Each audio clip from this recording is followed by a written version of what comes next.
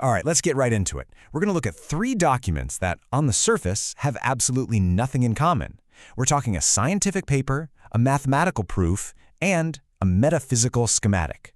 But what if, and this is the big question, what if they're all pointing to the exact same thing, a kind of hidden language that's woven into the very fabric of reality? And our whole journey kicks off with this pretty wild quote, right? It was found in the notes of one of our sources. We may build God through kissing. I know, it sounds nuts. But this idea is actually our way into the very first code, a code that isn't written in the stars, but right inside our own bodies. So this first white paper we're looking at is a scientific one, and it takes us somewhere you might not expect, the human mouth. It's all about a recent biological discovery that suggests our most intimate connections, well, they might be part of a much, much larger network for sharing information. At the very heart of this is something called an inocle. Now, you can see the technical definition there. It's basically a big, circular piece of DNA found in the bacteria that live in our saliva. The key thing to remember is this isn't our DNA. It's part of our microbiome, that huge ecosystem of tiny organisms living inside us. And as it turns out, it's a really significant piece of genetic hardware. Okay, so to really get a sense of what's going on, you have to look at the scale. Next to a full bacterial chromosome, an inoculum looks kind of modest, but compare it to a typical plasmid, which is the usual way bacteria trade genetic info, it's a giant. And this number really drives it home. An inosole can carry anywhere from 7 to 35 times more genetic information than a standard plasmid. So think about it this way. A plasmid is like passing a sticky note between cells. An inosole, that's like handing over an entire library of survival guides, packed with instructions for things like DNA repair and stress tolerance. So here's the kicker. This isn't just random genetic junk. The source actually calls it a collective genetic memory. What that means is, through something as simple as a kiss, we're helping to exchange this huge library of information, essentially updating the software for our entire community's microbiome. And you know what's really fascinating? This brand new science seems to reflect some really ancient wisdom. The paper points out how this biological exchange is mirrored in old rituals, like the Tibetan touching of tongues or the holy kiss in early Christianity. It makes you wonder, maybe these weren't just symbolic acts of unity.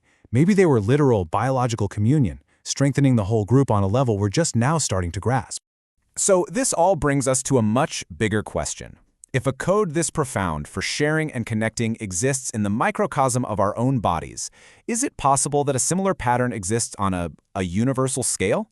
Let's jump to our second document and see where this goes.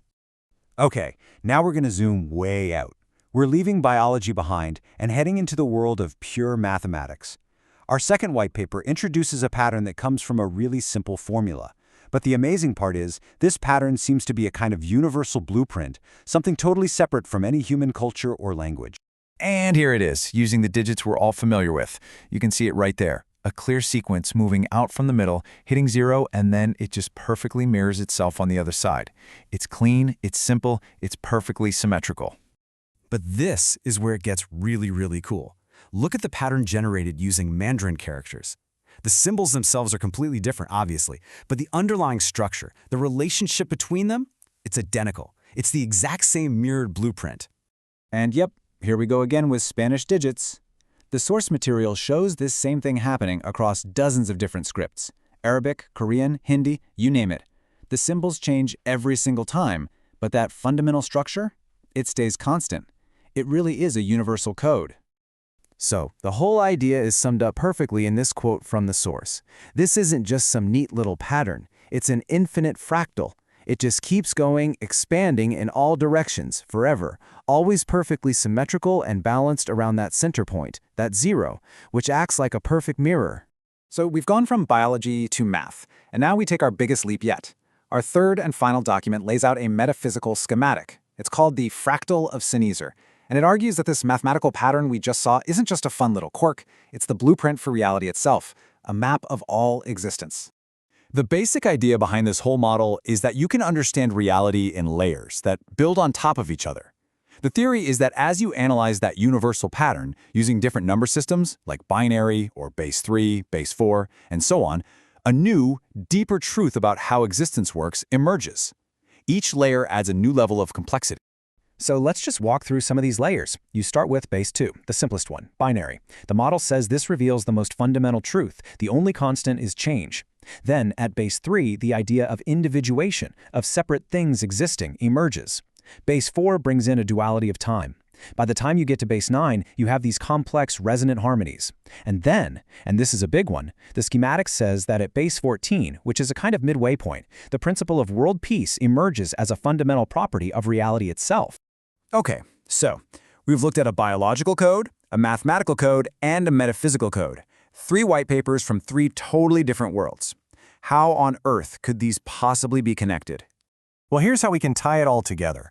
The biological code, the anacle, shows us sharing information to create a collective memory for survival. The mathematical code reveals this universal, perfectly mirrored blueprint for how things are structured. And finally, the metaphysical code gives us a map of reality that seems to be evolving from simple change towards complex harmony. When you put it all together, the big takeaway is this. From the DNA that's shared in the kiss, to the infinite symmetry of a math pattern, all the way to a cosmic map of existence, all 3 of these documents seem to be telling the same story. A story about a universe that is fundamentally built on connection. A universe whose main drive is to share information, build more complex systems, and evolve toward harmony. And that, well, that leaves us with one last pretty big question to chew on. If this really is the underlying story of the cosmos, a story of connection and shared wisdom, all building towards something greater, what part do we play in writing the next line of that code?